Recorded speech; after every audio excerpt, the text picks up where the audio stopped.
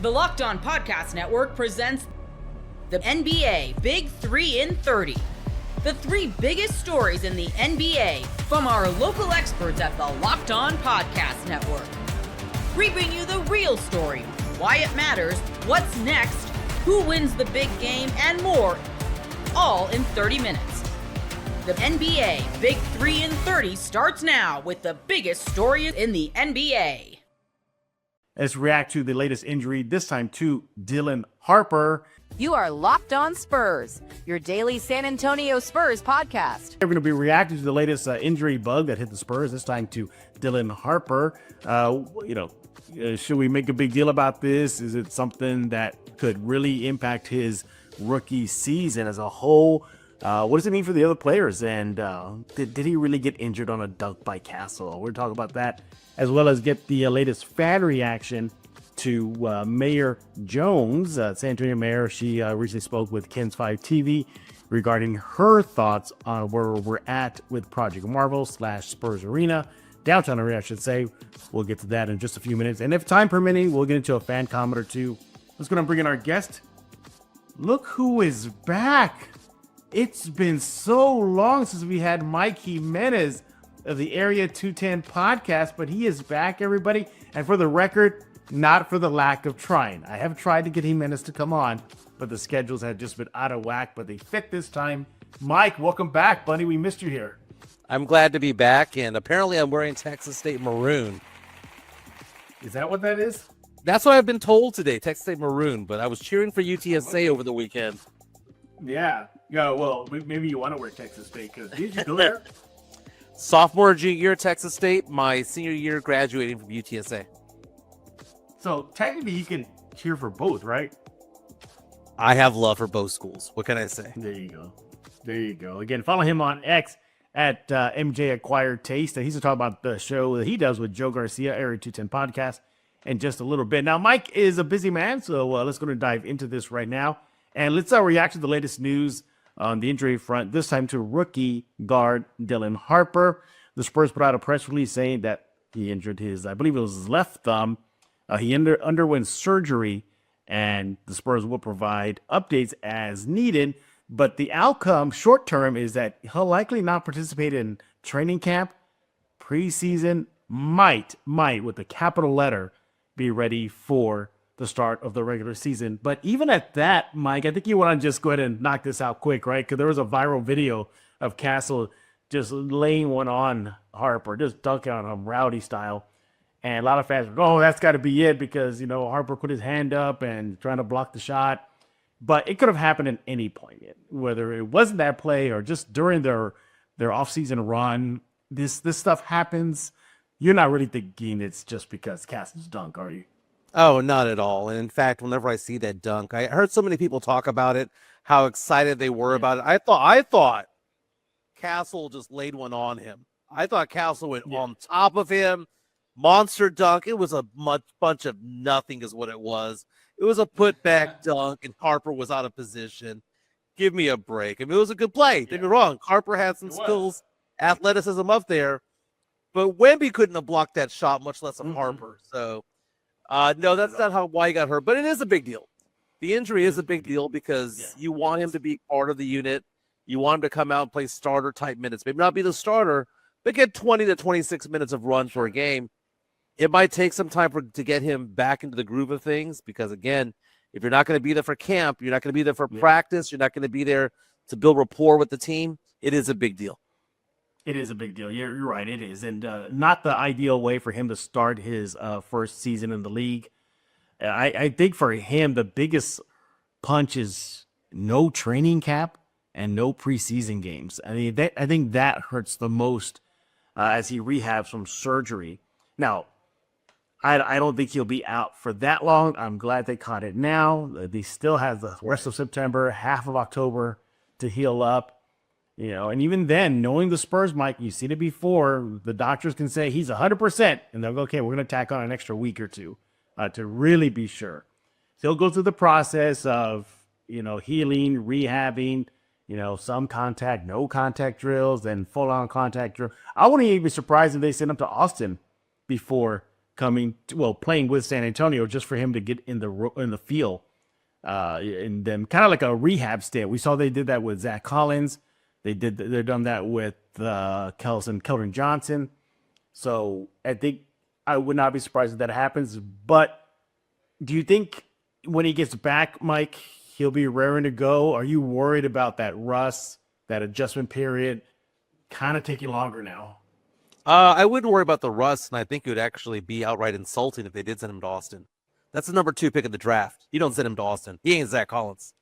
Okay, he ain't Zach Collins I'm not at all. saying because he's G League ready. I'm just saying it's more of the rehab process, just the rehabbing. No, you don't want him to start his career out there because no one drafted in the top 15 is going to be starting in the G League to begin their career. Although I will say this, and I know this is kind of off topic, why is there so much hatred towards Dylan Harper from Spurs fans? I mean, not all Spurs fans. There's a lot of animosity towards him. Maybe part of it's because of how outspoken his dad is on social media. Part of it is that you have these Stephon Castle fans who are worried that Harper's going to take their guys' minutes. And they get offended whenever you hear someone say that. I've said this in the past. Harper was a better college player than Castle was. I'm not saying that he's a better player than him today or right now. What I'm saying is coming out of the gates, from college, Harper was a more polished player. And I think that a lot of Spurs fans don't know who Harper is, would much rather cheer for Castle because they know he was a known commodity. And I think the disrespect that a lot of Spurs fans give Dylan Harper is weird. It's outright rude because this is the number 2 player of the draft. I mean, this is a top guy. He would have gone number 1 out of several drafts in recent years. So I don't understand why there's a little bit of animosity towards Harper. Maybe because a lot of Spurs fans don't necessarily feel like he fit the position that was as of need. It would have been easier if we had gotten the 3 or 4 pick and gotten Ace Bailey, right? It would have been easier if we had gotten Edgecombe or a swing man, right? But I feel like Spurs fans need to give Harper a little bit of grace and a little bit of love, man, because we're giving so much love to Carter Bryant for crying out loud, and Carter Bryant isn't even close to the skill level that Dylan Harper is. It's crazy. Another ripple effect of Harper being out is that it's delayed to see how the 3-guard lineup will work, that 3-guard rotation. So that gets delayed. Also, Mitch Johnson, that'll be a good test for him. How is he going to adjust to that lineup once Harper is free and cleared, ready to go on the court? What if Castle is just balling out? What if Fox and Castle, their plus minus on off court stats, everything is just through the roof, and then we're gonna mess that up to start the season? I wouldn't say mess it up in a bad way. You're adding a weapon like Harper. That's a good thing. But will that kind of mess the rhythm up, mess the combo up? I don't think it will, but I think that's something to keep an eye on, especially if you're Mitch Johnson moving forward. And also, too, that maybe opens up some minutes for maybe Carter Bryant. What do you think? No, I think the person that benefits the most is going to be Devin Vassell. Devin Vassell is going to be able to solidify himself to a 26 to 30 minute per guy to start off the season. Carter Bryant, I don't know how NBA ready he is. I mean, let's be honest. He's a good defensive player, but offensively he's lacking. And I know there's a lot of optimism about him, but it's going to be a while. If anyone's going to start the career in the G League, it's Carter Bryant. I would much rather Bryant Harper start on the varsity squad in San Antonio. But Bryant is a project still. And I think that a lot of Spurs fans are buying way too much stock in Carter Bryant too early. He's going to be a decent player. He's going to be an NBA ready player at some point. But this is going to be a year for him to get his feet wet. He's not going to be able to ball out in year 1. Right. Yeah. I think obviously Vassell is the guy that's going to take advantage of those extra minutes. What other guards are on the rotation? I know there's McLaughlin. He's not a guard. Yeah. He's not a guard, but Champagny might get some extra run with this one. He might have been the odd man out. Yeah. So there's so many ripple effects to the Dylan Harper injury, at least in the short term, but long term. Let's project this long term now. Jimenez. I don't think it impacts his any race for the Rookie of the Year versus Flag. I don't think it will be. I think Harper will kind of catch on pretty quick during once he gets back to the regular season. So I think he'll be in the mix. with him and Flag. And who's another guy like Edgecombe, Bailey? Those guys will be fighting for it. So I don't think he'll win it though, simply because the minutes are stacked against him. But at least his name will be in there. Are you worried about this? Are you not already saying like, already got an injury? Are you worried about the injury bug, injury prone, that whole label there? No, I worry about that with Jeremy Sohan. But with Dylan Harper, this is just a finger. He'll be fine. Now, it is his shooting hand, if I'm not mistaken, if that's his left hand. Yeah. No, I mean, an injury like this is kind of just, crap happens type of thing. Yeah. I am worried this year about Jeremy Sohan when it comes to his health this year, because he's had 2 years out of 3 where he's had injuries. He's in a contract year.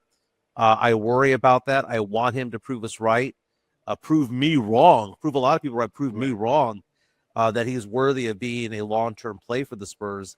Obviously, he's an above-average defender.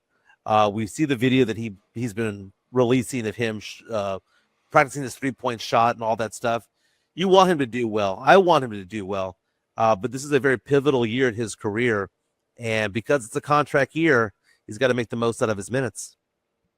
Yeah, we'll see. Yeah, I'm glad you brought that up. Yeah, it's not just Harper who suffered an injury this offseason. It's also Sohan. He was removed from Team Poland because of an injury, and the Spurs brought him back. And he was raring to go for Team Poland and playing FIBA basket tournament that's going on right now overseas. But so all in all, nothing to worry about too much regarding Harper and his injury.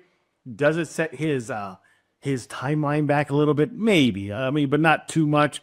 I think the biggest adjustment is going to be for Mitch Johnson, the coaching of the staff, how they're going to manage that 3-guard lineup once he does get back to action. Once again, the Spurs did not say he will not be ready for the regular season. They just said likely, updates will be provided. But surgery, you guaranteed no training camp and possibly no preseason games for Dylan Harper. The NFL season is finally here, and FanDuel is making sure you're ready for kickoff with this can't-miss offer. Right now, new customers can bet just $5, and if your bet wins, you'll get $300 in bonus bets to use across the app. I love using FanDuel because it fits however you like to bet. Player props, building a same-game parlay, or even jumping in live as the action unfolds. It's quick, easy, and the best way to add a little more energy to Sundays. So are you ready to play? Download the FanDuel app now by visiting FanDuel.com to get started. That's FanDuel.com to place your first $5 bet. Luka Doncic turns in his best performance in Eurobasket and bounces Italy from the tournament. You are Locked On Lakers, your daily Los Angeles Lakers podcast. Luka Doncic in Eurobasket competition throttle the Italians. He's played some good games of late, Andy, and this one was the best. 42 points, 22 of which came in the first quarter. Very efficient shooting, including from distance. Those 42 points, that was half of Slovenian's total score. Slovenia had 84, 42 was Luka. Nobody else was making shots. To put this in perspective, Luka was 11 of 19 from the field. The rest of the team, a combined 16 of 45. Luka was plus 43 in this game, 10 rebounds, 3 assists. Like, his entire Eurobasket showing has been really strong. And it's actually included some better three-point shooting over the last couple of games, because that had really been the only thing that he had been struggling with at all. But it just speaks to what may be coming for Luka with the rest of this tournament, insofar as just starting to get his rhythm and timing back, because, the offseason of skinny Luka infamously involved very little basketball. So in a lot of ways, he is still just sort of playing himself back into basketball timing. But this can also, I think we're going to get into it, create a lot of excitement for Laker fans just thinking about what may lie ahead for this season, as Luka just looks fantastic. Yeah, and we'll get into that in a moment, because that, I think, ultimately is one of the things that Lakers fans are really looking out for. But if you are now finding yourself with Eurobasket fever, it is Wednesday is the next game. It'll be the quarterfinal of the U.S. versus Germany. The German team considered a very, very strong group. It includes our friends Dennis Schroeder, Franz Wagner plays on that team. They've got a bunch of NBA talent on that team, names that you'll recognize. And it's already been a pretty good tournament for Slovenia to get to the quarters. They have a chance to move on. And the way that Luka's playing, we've done this after most of the games. You kind of look through it and look for some of those things that make you feel encouraged about what's coming. I think the primary one at this point, Andy, is just the arc. Like if you were starting sort of drawing like a curve of where Luka's performances have been, it's steadily moving up the axis, yes, and starting to get kind of exponential in its growth. Like what you said before was really important. Like the summer of Luka and the body transformation, all that is awesome, but he wasn't playing. And so it took that week of, 2 weeks of tune-up games where he was okay, but he wasn't this. I think it's both the tournament focusing in, but also this is like what training camp is for. Like you go and you play, you're a little rusty at the beginning, you get into a rhythm and all that stuff. And what I love about this, he got to the line 16 times against Italy. So that continues the trend of Luka, not just, putting up big numbers. He's like developed this really impressive, we had one dime on. I don't think that was his fault. That was not Luka ball hogging. No, but I was going to say, like, he's had, it didn't come up as much today, but like he's had this like really impressive run too of like near triple doubles. He's had the one that he actually got. So like the numbers are just outstanding. But if you're looking for certain things, it's the getting to the free throw line. It's the increasing efficiency from 3-point range. It's the fact, I think, that he is getting better as the competition and the stakes in this tournament go up. I mean, Italy wasn't considered a favorite going in, but they've got a handful of players who have had NBA experience or currently playing it. It's a pretty good team. And so, it's just, there's nothing you can say about Luka's performance, particularly over the last 3 or 4 games, that you would be unexcited about. And for me, it's like, okay, every game is a risk. I get that. But even if Slovenia makes it all the way through, the timing of this, we talked about it before Eurobasket started. It's like he gets to play, he's staying in shape, and there's plenty of time to recover before training camp starts. I don't know about plenty of time. No, but a because couple wouldn't necessarily be considered plenty of time. It's a fairly quick turnaround if they got it is, but he's also not playing that many games in between. I just meant if they got all the way through, because that gets you to like mid-September, something like that. But all that does is just keep him sort of training. And we got to remember, the most amount of games they can play now between now and the end of the tournament is 3. Sure. And so, it's not, we're past the point of, sort of a lot of games stacked on top of each other. And so, I just feel like there is the timing aspect of this is still really positive, where it's not an overwhelming burden for him to continue playing and training and all these things. It's similar to probably what he'd be doing anyway.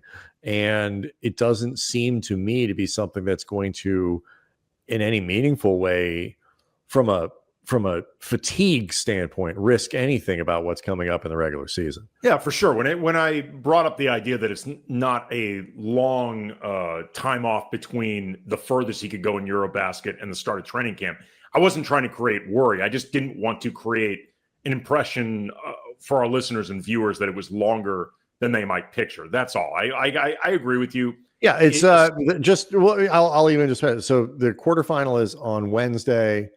The semifinal will be Friday. The final or the third place game, both of them would be Sunday. So the whole thing will be wrapped in a week. Right. So it's a couple weeks, and then you'd start up camp. So depending on what some people would consider like a lot of downtime, it might not be. Again, I'm not trying to create worry. I just wanted to add a little more specificity. You mentioned the quality of Germany's team, and even some of the lesser guys like Tristan Da Silva, who had a nice rookie season. And if it continues, there's going to be a lot of Laker fans wondering whether or not the Lakers effed up by not just taking him instead of Dalton Connect.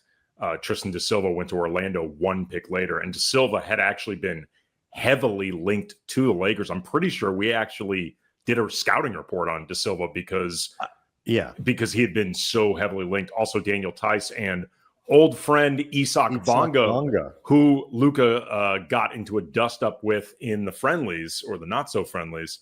But I think it is important, like you mentioned, just the idea that as this is getting harder, Luka is looking better. And in a game like Italy, even if you're not impressed with the NBA talent or former NBA talent on that roster, it doesn't change the fact that Luka's the only guy on his roster who has been a part of the NBA, and he carried that team. Like, he carried Slovenia over Italy. Without Luka playing at like a Luka Magic level, they get dusted, man. Like, they get absolutely dusted. There's no question. I mean, that's been true of a lot of games in this tournament. Most people can't name all their financial accounts or even what they're worth, whether it's a 401k or properties or investments. And when you don't have the full picture, you can end up leaving money on the table. That's why there is Monarch Money. It's an all-in-one personal finance tool that brings your entire financial life together in one clean, easy-to-use interface on your laptop or your phone. Monarch does the heavy lifting for you. You can link all your accounts in minutes, see clear data visuals, get smart categorization of your spending, and finally feel in control of your money without ever touching a spreadsheet. I linked all my accounts to Monarch and immediately spotted a few subscriptions I wasn't even using. Canceling those all can save you money every month. Don't let financial opportunities slip through the cracks. Use code LOCKEDONNFL at monarchmoney.com in your browser for half off your first year. That's 50% off your first year at monarchmoney.com with code LOCKEDONNFL. You are Locked On Grizzlies, your daily Memphis Grizzlies podcast. These are our colleagues. These are our own people. This is the Locked On Podcast Network, your team every day, that is doing this ridiculous work to us. But we're getting ahead of ourselves a little bit. Today's episode is brought to you by FanDuel. Football season has arrived. Right now, new customers can bet just $5. And if your bet wins, you'll get $300 in bonus bets. Download the FanDuel.com app to get started. We're free and available wherever you get podcasts, Apple, Spotify, Amazon, Google, YouTube. Make sure you're liking, commenting, rating, reviewing, subscribing. Be a part of our little corner of the universe, the little corner of the internet we like to call Locked On Grizzlies. Become an everydayer, hang out with DeMichael and I each and every time an episode drops. And as I said on yesterday's show, we are back in the 5 days a week swing. Obviously, it's a busy time of year for me in particular, so closer to the ends of weeks, DeMichael might be a little more alone than he usually is. I might be a little bit alone early on, especially as the preseason gets going. But we are going to be having those 5 episodes as best we can per week. And a heck of a way for us to be back together on this particular episode. Our own folks did it to us here, DeMichael. So to remind everybody, or maybe if this is your first time checking out Locked On Grizzlies and you're just hearing about this for the first time, for about a month or so, maybe a little bit more than that, we at Locked On NBA have been working through a top 100 players list. DeMichael had a ballot, I had a ballot. Everybody that was a part of the Locked On NBA family had a ballot. And we did our rankings, and it was a little bit tedious, I'm not going to lie, but it was a fun exercise. Tests your knowledge of the NBA at large when you do a ranking like this. And we submitted our votes, and the list went live on Monday afternoon. So over the next couple of episodes, we're going to talk about this list. I do just want to give everybody the full context. If you are on YouTube, you are now looking at the top 10 for the list. And we're not going to talk about the top 10 today because you're going to see what's going to draw the vitriol of myself and Mike Cole here momentarily. But the top 10 is Nikola Jokic, SGA, Giannis, Luka Doncic, Steph Curry, Anthony Edwards, Victor Wembanyama, Jalen Brunson, Donovan Mitchell, and Jason Tatum. And there's a lot wrong with that top 10 that we'll talk more about tomorrow. But the main thing that I hope here on Locked On Grizzlies people notice, DeMichael, is no John Morant, no Jaren Jackson Jr., right? Obviously, top 10 players in the NBA, even when Ja and Jaren are cooking with the most gas, they're probably not top 10, right? I think that's a fair, unbiased, not wearing Beale Street blue colored glasses way to look at these two guys, right? Right. Probably top 20-ish, right? That's what a logical person, surely somebody who gets paid to follow the NBA is going to be able to say, you know what, Jaren Jackson Jr., John Morant, one of those two guys, probably a top 20 player in the NBA, right? Wrong, actually. Here is number 11 through 20 for those of you on YouTube. You can see it there if you're not on YouTube. 11, Kevin Durant. 12, LeBron James. 13, Tyrese Halliburton. 14, Anthony Davis. 15, Cade Cunningham. Because when you think that you want somebody that can go on a basketball court, you certainly say Cade Cunningham before John Morant. Sorry, getting ahead of myself. Evan Mobley at number 16. Kawhi Leonard, number 17. Devin Booker of the mighty Phoenix Suns at number 18. Karl Anthony Towns, old cat, meow, at number 19. And Jalen Williams, J-Dub himself, old recency bias is his new nickname, number 20 for Jalen Williams. So hopefully you're following along with our list here. And you're saying, oh, well, surely did Jaren Jackson Jr. retire? What about John Morant? Did he decide he was done playing basketball? He had a really cool shoe tour, and that was the peak of his career? Yeah, maybe that's the only rational explanation to Michael Cole. Wrong answer. Number 21 through 30, Jaylen Brown of the Boston Celtics. Pascal Siakam of the Indiana Pacers. Again, still no Jaren Jackson Jr., still no John Morant. 23, Paolo Banchero. Paolo Banchero. What did Paolo Banchero want? Aside from a name contest. Number 24. James Harden. Hold your cool on this one. In the year of our Lord, 2025.